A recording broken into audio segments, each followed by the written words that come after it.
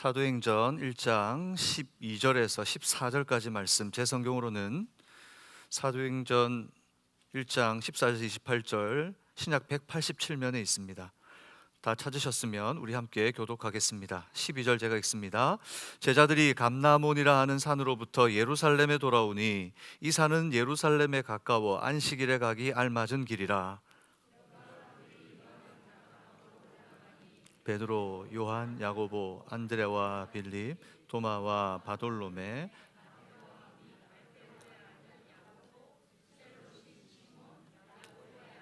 유다가 다 거기 14절 함께 읽습니다. 여자와 어머니 마리아와 예수의 아우들과 더불어 마음을 같이하여 오로지 기도에 힘쓰더라. 아멘. 기도하겠습니다. 하나님, 은혜 위에 은혜로 오신 말씀 되신 예수 그리스도, 하나님 살았고 운동력 있는 하나님의 그 말씀이 오늘 예배하는 성도들의 심령과 골수를 찔러 쪼개시는 은혜가 나타나기를 소망합니다. 은혜 위에 은혜가, 평강 위에 평강이 하나님 말씀을 통하여 부어지는 시간 되게 하여 주옵소서. 예수 그리스도 이름으로 기도합니다. 아멘. 우리가 삶에서 참 중요한 요소들이 많이 있습니다. 살면서 생활하고 또 살아가는 삶에 중요한 것들이 많지만 그 중에 집이라고 하는 것이 참 중요하다라는 것을 우리가 알게 됩니다. 좋은 집은 어떤 집일까요? 라고 물어본다면 여러 가지로 말할 수 있을 겁니다. 추위와 더위를 이길 수 있는 집, 그리고 쉼을 누릴 수 있는 편안한 곳, 여러 가지 표현들을 할 수 있지만 뭐니 해도 가장 좋은 집은 기초가 튼튼한 집입니다. 이처럼 든든한 기초 위에 서 있는 집이 우리에게 유익을 주지만 또 마찬가지로 교회는 또 어떤 교회가 좋은 교회인가 생각해 본다면 교회도 비슷한 것 같습니다. 교회도 든든한 기초 위에 세워진 교회가 좋은 교회입니다.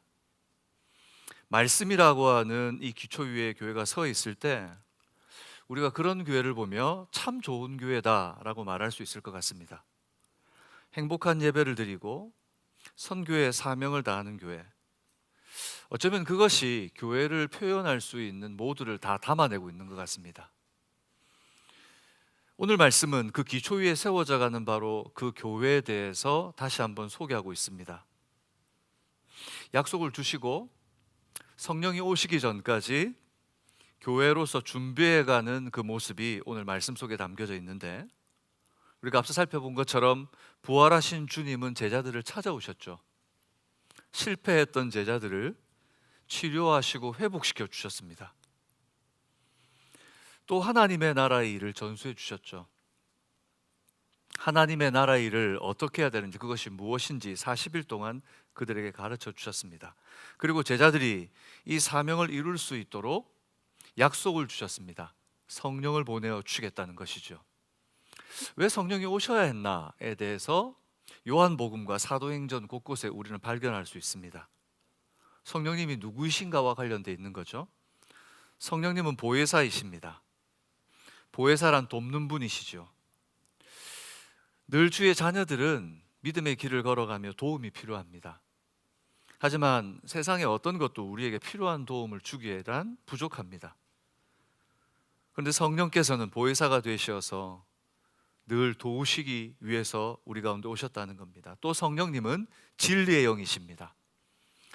말씀을 가지고 생명의 길을 걸어야 되지만 늘 이 길이란 갈림길이 많고 우리에게 혼란을 줍니다. 어떤 길로 걸어가야 될지 늘 선택의 연속이고, 바로 그 길에서 헛된 길로 빠지지 않도록 이끄시는 분, 바로 그분이 성령님이십니다. 그런데 오늘 예수님께서는 마지막 승천하시기 전 더 중요한 이유, 성령을 왜 보내어 주셔야 되는지에 대한 중요한 이유를 말씀하셨죠. 사도행전 1장 8절 이렇게 말합니다. 오직 성령이 너에게 임하시면 너희가 권능을 받고 예루살렘과 온 유대와 사마리아와 땅끝까지 이르러 내 증인이 되리라. 성령이 오시는 것이, 성령을 주시는 것이 다만 돕고 인도하기 위해서만이 아니라 교회 자체를 이끄시고 교회에 권능을 주시고 교회의 사명, 증인됨의 공동체가 되기 위해서는 비로소 성령이 오셔야 시작될 수 있다는 것입니다. 오늘 우리 교회 위에도 성령의 역사가 임하시기를 주님의 이름으로 축복합니다. 그래서 기다리라고 하신 겁니다. 기다리라. 약속의 성령이 오시기까지 기다리라.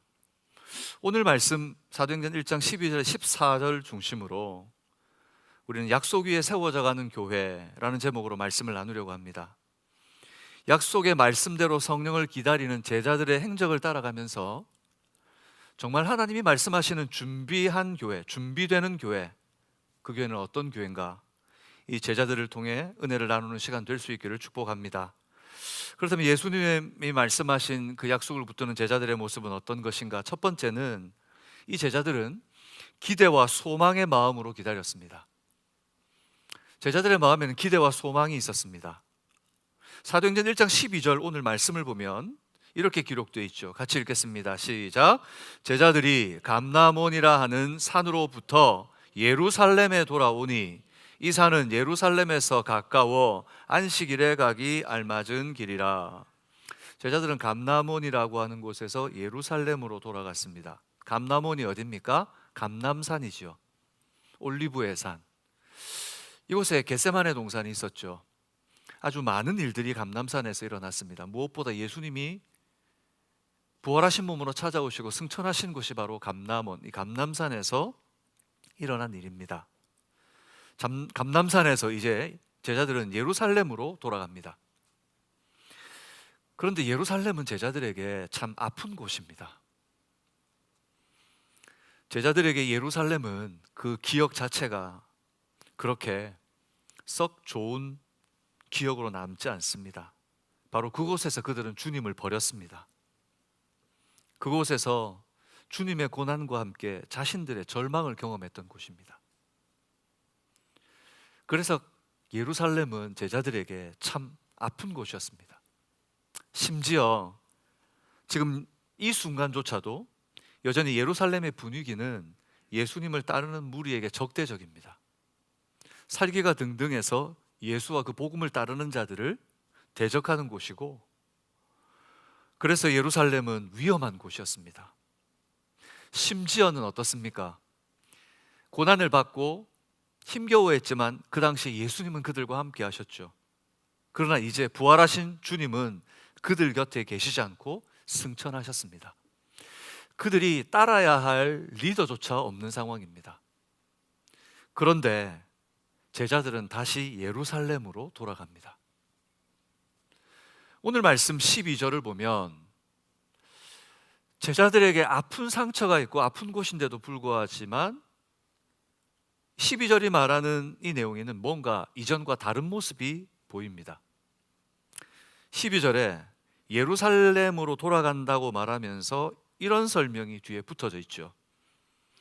이 산은 예루살렘에서 가까워 안식일에 가기 알맞은 길이라. 예루살렘에서 가까워 안식일에 가기 알맞은 길이라.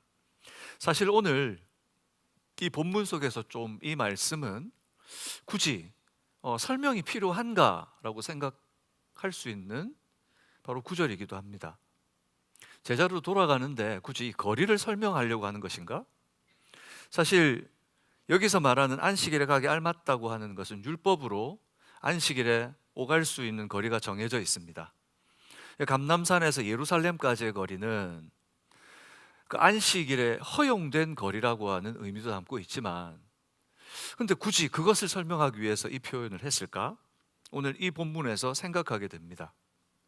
예루살렘은 그들에게 아픔의 곳이었습니다. 조금 전에 말씀드린 것처럼 아픈 기억이 있습니다. 누구에게나 이 아픔을 걷어낸다는 것은 쉽지 않은 일입니다.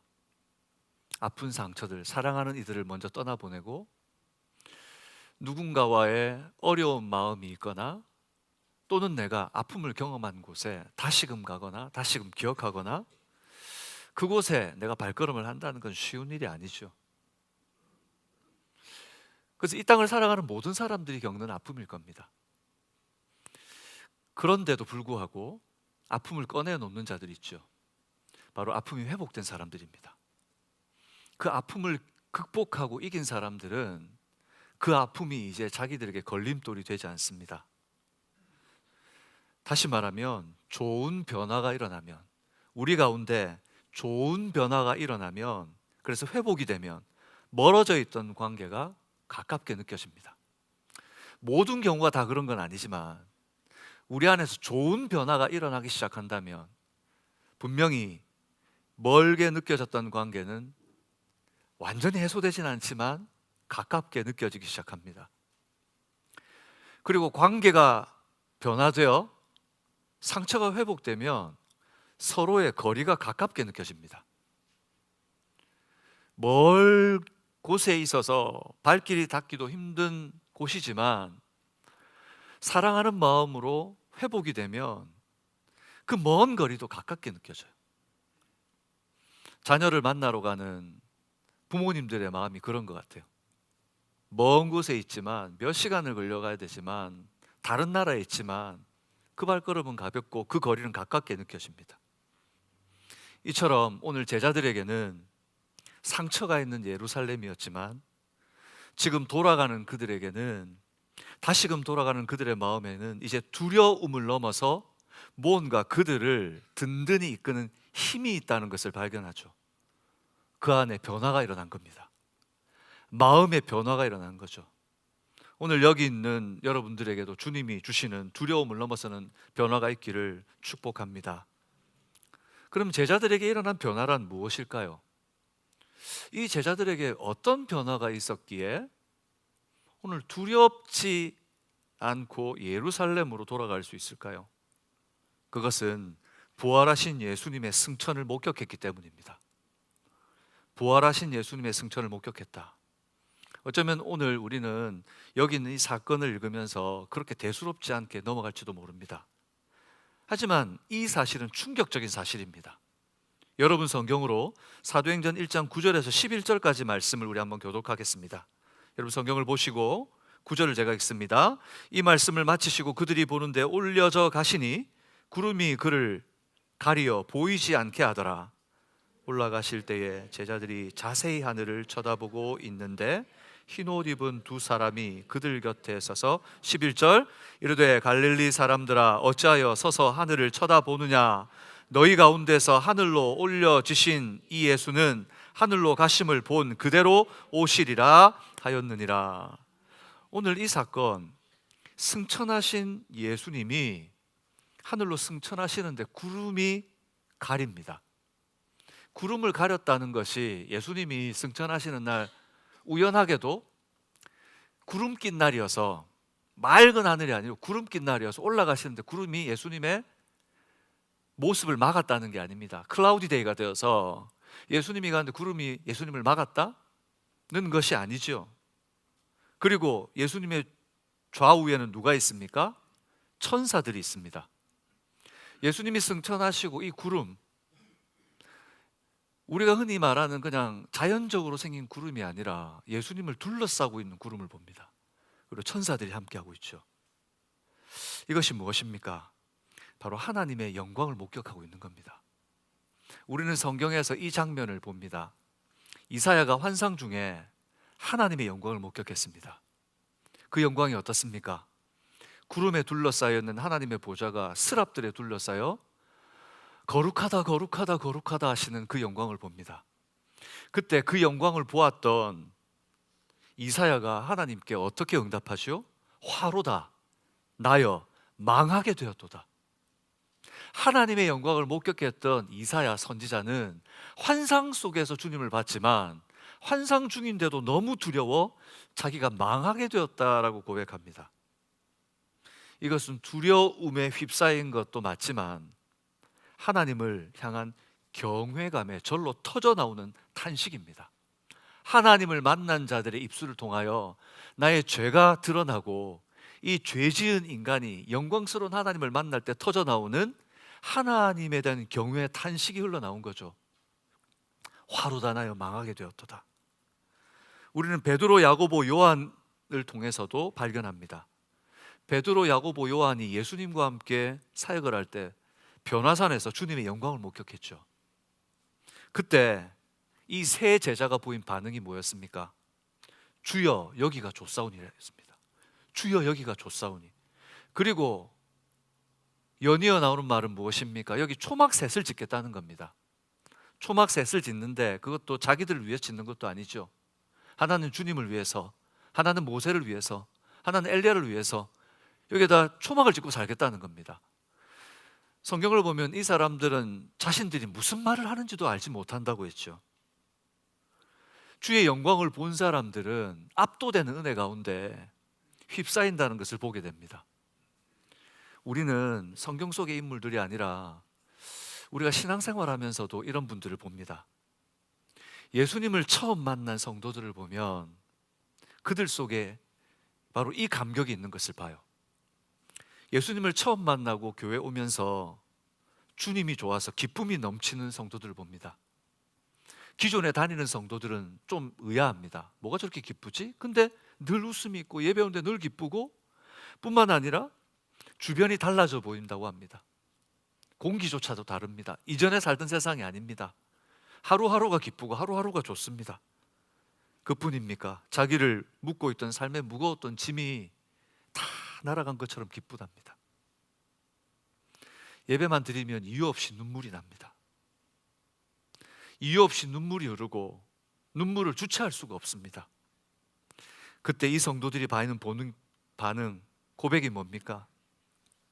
주님, 제가 죄인입니다. 저를 용서해 주세요. 예배를 드리면서 내가 죄인이고 나를 용서해 달라는 거죠. 왜 그렇습니까? 주님이 무서워서 예배를 드리다 보니 하나님은 심판의 하나님이시고 하나님의 말씀은 무서워서 하나님 앞에 죄인이라고 고백합니까? 아닙니다.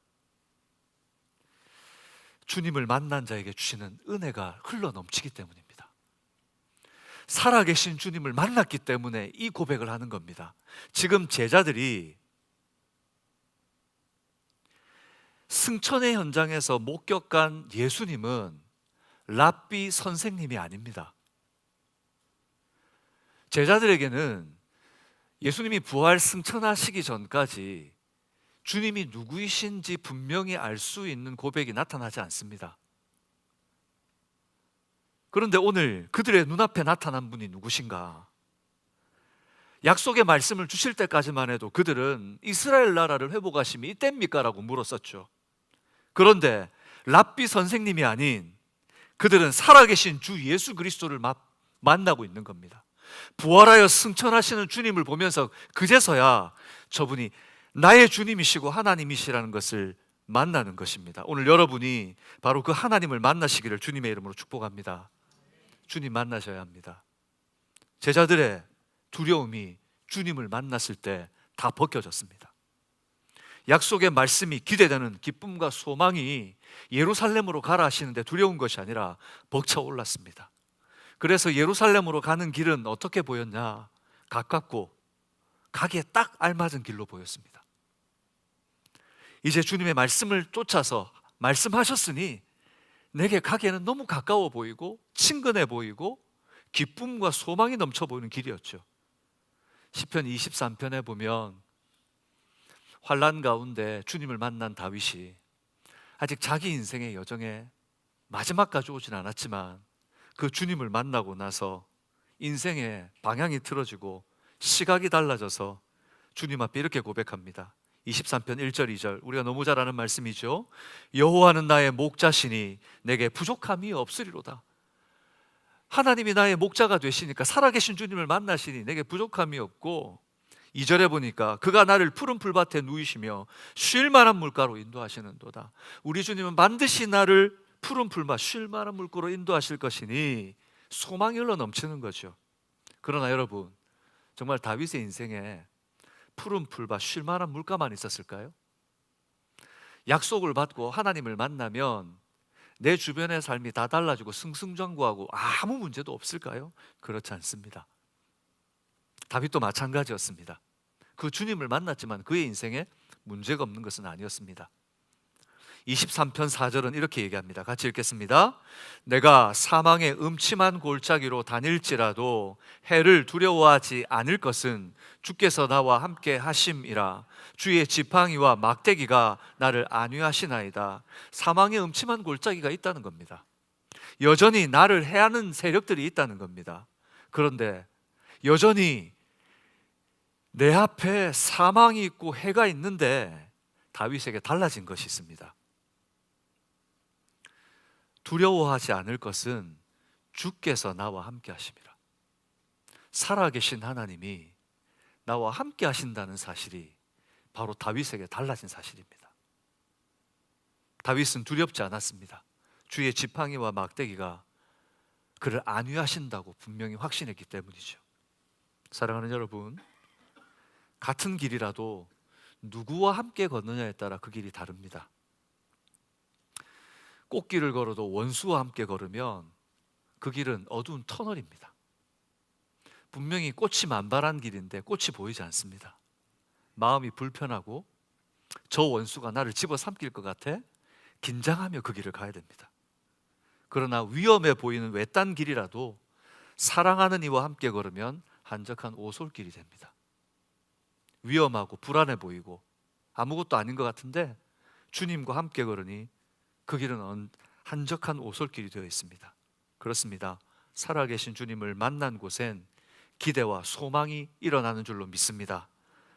제자들을 준비해가는 그 공동체는 바로 살아계신 그 주님을 만난 기대와 소망이 있는 공동체로 준비되고 있었습니다. 오늘 이곳에 제자들이 주님을 그렇게 만난 것처럼 그 영광을 목격하는 은혜 주시길 주님의 이름으로 축복합니다. 두 번째, 제자들은 어떻게 준비되어 갔습니까? 이심전심으로 한자리에 모였습니다.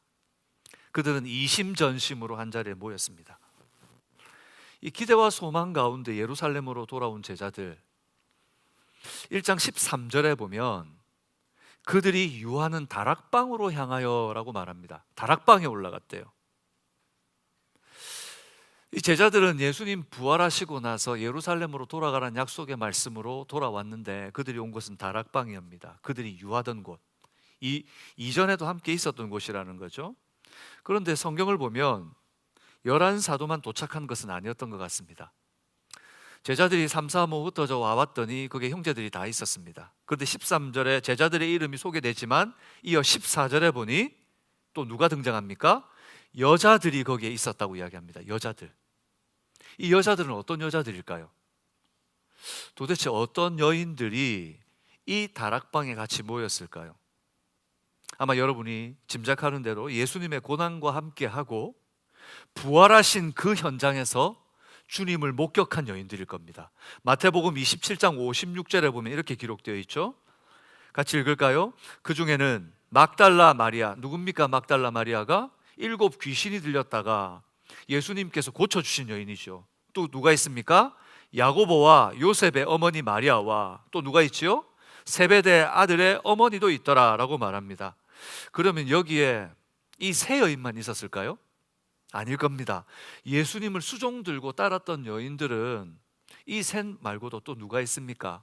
나사로의 누이, 누구죠? 마리아와 마르다가 있었을 겁니다. 분명히 마리아와 마르다는 이곳에 함께 했을 겁니다. 또 어떤 여인들이 있습니까? 예수님이 십자가를 지실 때에 그 골고다 언덕을 오르는 주님을 보며 통곡했던 여인들이 있었죠. 자기의 아픔처럼 주님을 향해 울었던 여인들이 있습니다. 바로 그 여인들도 있었을 겁니다. 그 성경에는 등장하지 않지만 주님을 위하여 믿음을 가지고 부끄럽지만 인정하지 못하고 나오지 못했지만 주님을 따랐던 여인들도 있을 겁니다. 또 여기서 누구를 소개합니까? 예수의 어머니 마리아와 예수의 아우들도 있었다고 이야기합니다. 그런데 여러분, 우리 성경을 살펴보면 예수님이 복음을 전할 당시에 예수님의 가족들은 예수님을 믿지 않았습니다. 받아들이지 않았죠. 오히려 어떤 일이 벌어졌습니까? 마가복음 3장 그리고 요한복음 7장에 보면 사람들이 예수님께서 병자를 일으키고 귀신을 쫓아내니까 뭐라고 얘기합니까? 예수가 누구를 힘입어서 귀신을 쫓아낸다? 바알세부를 힘입어서, 귀신을 힘입어서 귀신을 쫓아낸다고 얘기했죠. 그때 가족들이 어떻게 했습니까? 쫓아내려왔습니다. 왜요? 자기 형제, 자기 아들이 귀신 들렸다고 생각하고 믿지 않았습니다. 그런데 여러분, 성경을 읽어보면 예수님의 어머니 마리아는 예수님이 물로 포도주를 만드실 때 그 자리에 있었습니다. 예수님의 사역을 보고 예수님과 함께하며 마리아는 알아갔고 예수님의 십자가 형틀 앞에서 죽어가는 예수님의 입에서 터져 나오는 그 7마디의 말, 그는 예수님을 목격했을 겁니다. 형제 야고보는 어떻게 했습니까? 고린도전서 15장 7절에 보면, 고린도전서 15장은 부활장이라고 하죠. 예수님께서 부활하신 모습으로 야고보를 찾아가십니다. 그리고 부활하신 모습을 보여줍니다. 나중에 여러분 사도행전 15장을 보시면 이 야고보가 예루살렘 교회의 목회자가 되어 있습니다. 그는 주님이 부활하신 몸으로 찾아오셨을 때에 예수님을 주와 그리스도 영접한 겁니다. 저는 오늘 여기에 여러분 모두가 주님을 주와 그리스도로 영접하시는 고백이 있기를 축복합니다. 혹시 예수님을 선생님, 좋은 분, 축복을 주시는 분으로, 혹시 내게 뭔가 좋은 것을 하실 분으로 대체되어 생각된다면 오늘 그 생각을 내려놓고 내 입술로 예수님은 나의 주인이시며 나의 왕이시고 내 생명이라 고백할 수 있는 은혜가 있기를 축복합니다. 이렇게 마가의 다락방에는 다양한 사람들이 모였습니다. 다양한 사람들이 모였어요. 이들은 어떻게 모인 걸까요, 여러분? 어떻게 이 마가의 다락방이라는 곳으로 다 모였을까요? 성경에 누군가 의도를 가지고 계획했다고 보이지 않습니다. 서로 약속을 한 것도 아닌 것처럼 보입니다.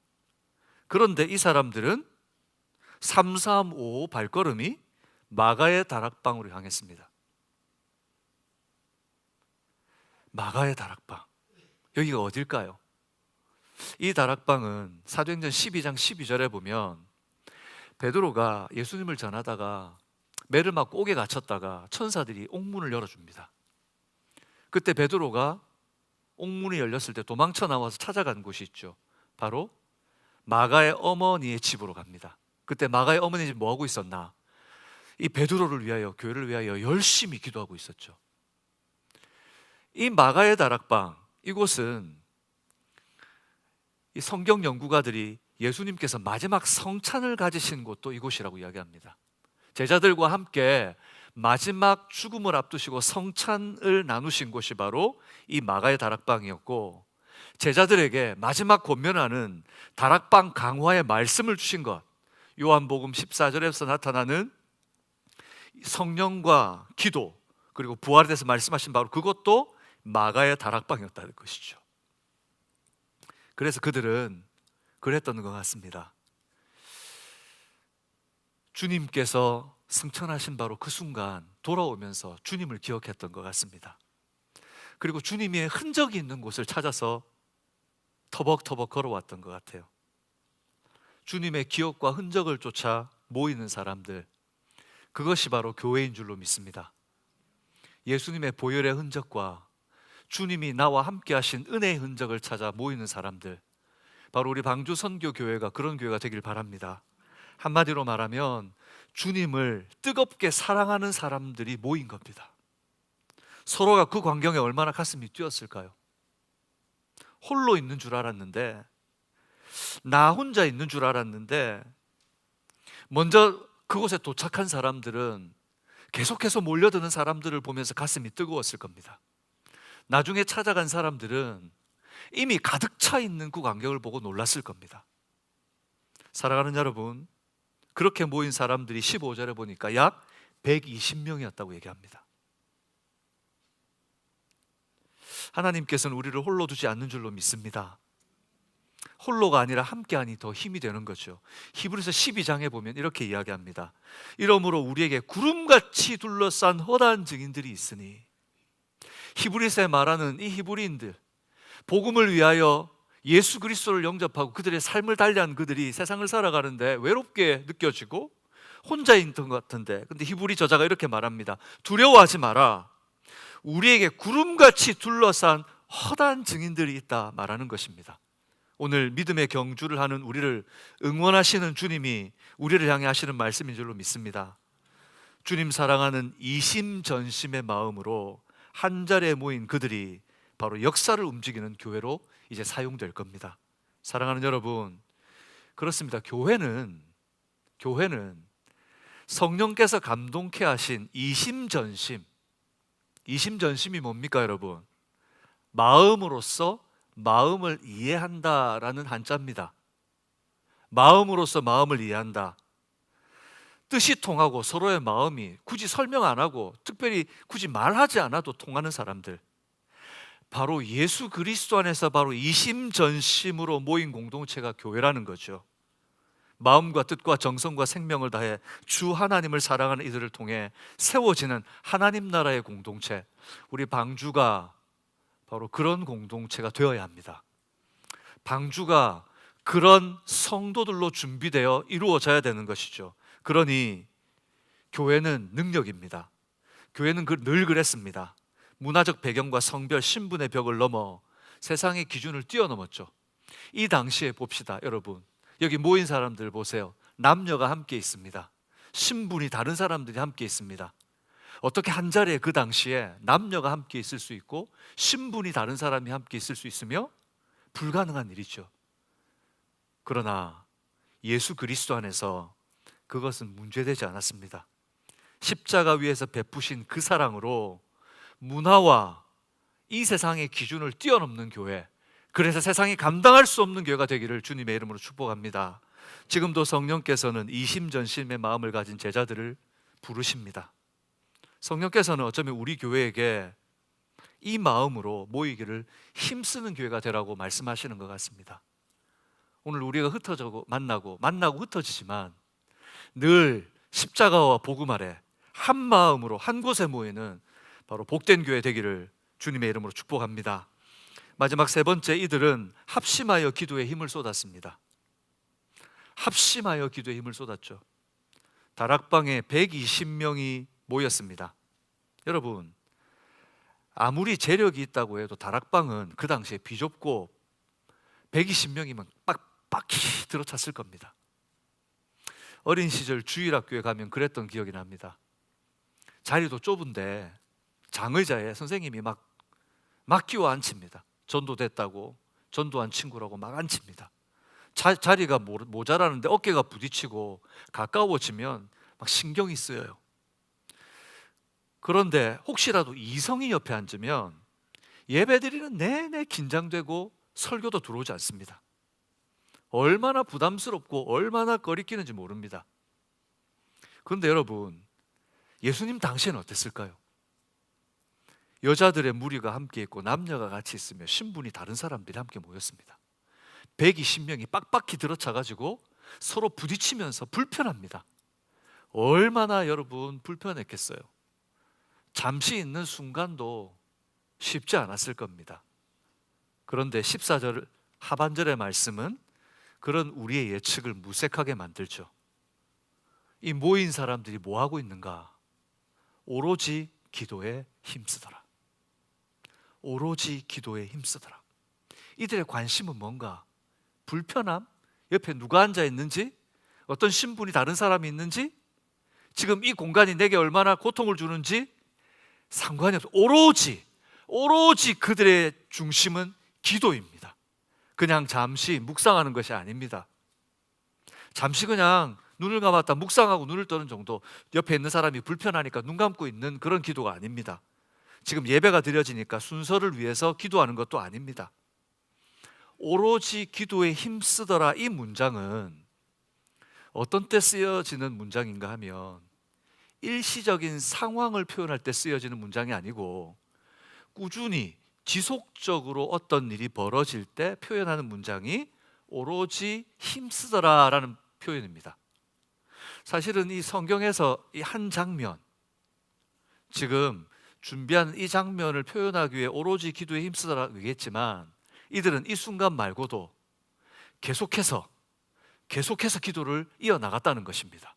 뿐만 아니라 120명이 모인 그 빡빡히 들어찬 그 불편한 상황 속에 잠시 앉았다 일어나는 것이 아니라 얼마의 시간이 된지 모르겠습니다. 얼마나 기도했는지 모르겠습니다. 그들은 그저 기도에 집중하고 있습니다. 어쩌면 이 모습을 보면 그렇게 생각할 수 있죠. 예수님을 믿는다면 당연한 일 아닙니까? 이렇게 기도하는 거 당연한 것 아닙니까? 그러나 당연하지 않은 것을 우리는 알 겁니다. 이렇게 기도하는 일이 쉽지 않다는 것을 압니다. 그럼에도 이 선한 싸움을 하는 성도들이 있습니다. 교회를 위해 기도하고 성도를 위해 기도하고 중보하는 기도하는 자들이 있습니다. 하나님께서는 그들을 통해 하나님의 역사를 이루어 가실 줄로 믿습니다. 교회를 위해 성도를 위해 기도하는 이들 하나님은 기억하실 겁니다. 하지만 쉽지 않습니다. 쉽지 않습니다. 시간이 되어서 기도하고 시간이 남으면 하는 기도, 여러분 누구나 할 수 있습니다. 그러나 이 기도는 힘쓰는 기도였습니다. 오로지 기도에 힘쓰더라. 힘을 다하여 기도하는 겁니다. 여러분 기도해 오신 분들 알 거예요. 그렇게 이런 기도를 경험해 보신 분들은 알 겁니다. 못 일어납니다. 못 일어납니다. 제가 신학생 시절 산기도를 다녔던 그때는 기도원이 빡빡히 들어찹니다. 그러면 화장실을 가고 싶어도 못 일어납니다. 왜냐하면 앞으로 당겨주세요. 앞으로 해서 앞에 은혜받기 위해 앉아 있으면 결국 못 나갑니다. 왜? 제가 일어서면 뒤에 사람들이 다 일어나야 됩니다. 제가 일어서서 움직이면 누구 발을 밟거나 등을 밟거나 손을 짚거나 그러면 밖으로 나갈 수가 없어요. 오늘 이 광경 어땠을까요? 이 사람 모인 사람들은 어떻게든 오늘 이 기도에 오로지 집중하기 위해서 힘쓰고 있습니다. 견디면서 힘을 쓰면서 집중하기 위해서. 사랑하는 여러분, 기도는 그래서 노동이라고 이야기합니다. 베네딕트 선교사는 기도는 노동이요, 노동이 기도라고 얘기했습니다. 부활 승천하신 주님의 약속을 붙들고 땀 흘리며 응답이 있을 때까지 모두가 마음을 같이하여 포기하지 않고 끈질기게 하는 기도, 바로 그것이 마침내 사도행전 2장 오순절 성령 강림의 역사가 임하는 현장이 된 것이죠. 사랑하는 여러분, 끈질기게 기도하는 여러분들 되시기 바랍니다. 기도의 현장에 내 능력이 아니라 힘써서 기도할 수 있기를 주님의 이름으로 축복합니다. 1900년도에는 여러분 세상을 탐험하는 이들이 많았습니다. 1914년 영국의 탐험가 한 사람, 어니스트 쉐클턴이라고 하는 사람이 남극 대륙을 횡단하는 목표를 가지고 엔듀어런스 홀에라는 배를 올라탔습니다.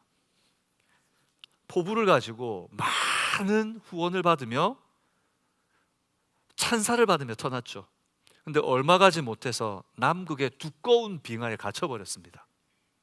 빙하의 여러분 특징이 뭐냐면 추우면 추울수록 빙하가 팽창을 합니다. 그러면 끼어있던 배가 어떻게 되느냐? 산산조각이 납니다. 배가 점점 쪼여오는 이 빙하에 산산조각이 나는 거죠. 그래서 이 팀들은 10개월 동안 고립되어 버렸습니다. 막대한 비용을 들여서 한 탐험이었지만 결국 셰클턴은 큰 결정을 해야 됐습니다. 팀들을 모읍니다. 그리고 팀들에게 말합니다.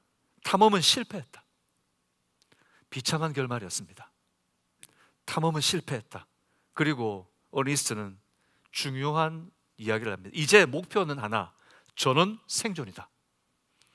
어니스트는 모든 대원들을 집중시키고 이제 그들을 끌고 탈출을 시작합니다. 위기의 순간마다 가장 연약한 사람 곁에 머무릅니다. 뒤처지면 먼저 가서 머물러서 이끌어주고 잡아주고, 먹을 것이 떨어지고 식량이 줄어들면 자신의 배급부터 줄였습니다. 절망적인 분위기에서 누가 안 된다, 못한다, 힘들다라고 얘기하면 그런 말 자체를 허락하지 않았습니다. 상황이 어려워지자 마침내 어니스트는 모든 대원들을 두고 자기가 배에 올라 사실은 돌아오지도 못할 그 여행을 떠나며 자기도 죽음을 맞을 수 있는 위험한 결정을 합니다. 무려 1300km가 되는 바다를 건너서 구조 요청을 하러 가는 겁니다. 기적 같은 일이 일어났습니다. 마침내 어니스트는 구조원들을 만나고 27명 전원이 한 사람도 죽지 않고 살아서 돌아오는 그 당시에는 기적 같은 일이 일어납니다. 아무리 여행을 잘해도 최소한 그 인원 중에 3분의 1 정도는 죽는 것이 다반사였는데 한 사람도 죽지 않고 27명이 다 돌아오죠. 이유는 단 한 가지였습니다. 모두가 한 마음으로 어니스트의 그 한마디, 탐험은 실패했다. 그러나 이제 목표는 하나, 저는 생존이다 하는 어니스트의 리더십을 따랐기 때문입니다. 여러분, 교회를 이루어가는 제자의 공동체, 우리가 포기하지 않고 뜨겁게 기도하며 하나님 나라를 이루어갈 수 있는 비결도 여기에 있습니다. 우리의 능력이 아니고 주님이 주신 말씀의 약속 위에 그 주님의 리더십을 따르고 약속하신 말씀은 반드시 이루어질 것이니 기쁨과 소망으로 기도할 때 바로 그곳에서 역사가 일어날 줄로 믿습니다. 마태복음 18장 18절 20절은 예수님의 약속이 이렇게 나타납니다. 같이 읽겠습니다. 진실로 너희에게 이르노니 무엇이든지 너희가 땅에서 매면 하늘에서도 매일 것이요 무엇이든지 땅에서 풀면 하늘에서도 풀리리라. 19절입니다. 진실로 다시 너희에게 이르노니 너희 중에 두 사람이 땅에서 합심하여 무엇이든지 구하면 하늘에 계신 내 아버지께서 그들을 위하여 이루어지게 하시리라. 여러분, 믿으십니까? 믿으신다면 기도하셔야 됩니다. 몇 사람이 기도하면? 너희 중 두 사람이 합심하여 무엇이든지 구하면. 여러분, 목숨에 위급한 사람이 있습니까? 상황이 어려운 상황이 있습니까? 험난한 문제가 있습니까? 뚫어야 될 영적인 문제가 있습니까? 두세 사람이 모인 그들 중에 반드시 역사가 일어날 줄로 믿습니다. 그것을 믿는다면 기도해야 합니다. 그것을 믿는다면 부르짖어야 하는 거죠. 오늘 하나님께서 주신 약속을 믿는 공동체, 그들에게 하나님의 권능이 나타날 줄로 믿습니다. 야고보 5장 15절 16절은 분명히 이야기합니다. 믿음의 기도는 병든 자를 구원하리니 주께서 그들을 일으키시리라. 혹시 죄를 범하였을지라도 사하심을 받으리라. 16절 읽겠습니다. 그러므로 너희 죄를 서로 고백하며 병이 낫기를 위하여 서로 기도하라. 의인의 간구는 역사하는 힘이 큼이니라. 아멘. 사랑하는 여러분, 준비하는 교회, 하나님의 역사를 기다리는 교회, 방주 선교교회가 기도하는 교회가 되기를 주님의 이름으로 축복합니다. 하나님의 역사를 보기를 원하십니까? 은혜를 누리시기를 원하십니까? 그러면 두세 사람이면 족합니다. 근데 그 두세 사람을 이루는 그 한 사람이 누군가가 되기를 바라지 마시고 여러분이 바로 그 두세 사람이 되시기를 축복합니다. 그래서 주님은 쉬지 말고 기도하라 말씀하셨습니다. 쉬지 말고 기도하라. 약속의 말씀을 붙들고 마음을 모아 합심하기에 힘쓰시기를 주님의 이름으로 축복합니다. 무엇보다 기도에 힘쓰기로 헌신할 때 저는 우리 교회가 목격하게 될 겁니다. 하나님이 살아계시다는 것을, 여러분의 인생에 주님 만나시는 그런 교회를 이루어 가시기를 축복합니다. 말씀을 맺겠습니다. 약속 위에 세워져 가는 교회, 오늘 우리는 제자들을 통해 그 교회를 봅니다. 약속의 말씀을 받고 기다리는 제자들의 모습은 마치 주님이 다시 오실 날을 기다리는 교회의 모습과 같습니다. 예수님의 영광을 목격한 제자들의 변화가 일어났죠. 제자들은 약속의 말씀 위에 서서 교회가 되어 갔습니다. 교회가 되어 간다는 것은 무엇인가? 바로 기대와 소망의 마음으로 기다리는 것입니다. 그리고 이심전심의 마음으로 함께 모이는 것입니다. 그리고 합심하여 끈질기게 주님의 일이 이루어지기까지 기도에 힘쓰는 교회가 되는 것이죠. 사랑하는 여러분, 약속하신 말씀에 헌신한 이 무리와 함께 주님은 이제 음부의 권세를 이기는 영광의 교회를 세워 가실 줄로 믿습니다. 우리의 눈으로 그것을 목격하고 있습니다. 바로 이 자리에 나와 있는 여러분이 증인입니다. 두세 사람이 모인 예루살렘에 모였던 그들을 통하여 복음은 전해졌고 오늘 우리에게까지 닿아서 우리가 예수 믿게 된 겁니다. 사랑하는 여러분, 오늘 이제 우리 교회가, 우리 믿음의 동역자들이 약속의 말씀을 붙들고 성령을 사모하며 기도로 세워져 가는 교회가 되기를 주님의 이름으로 축복합니다.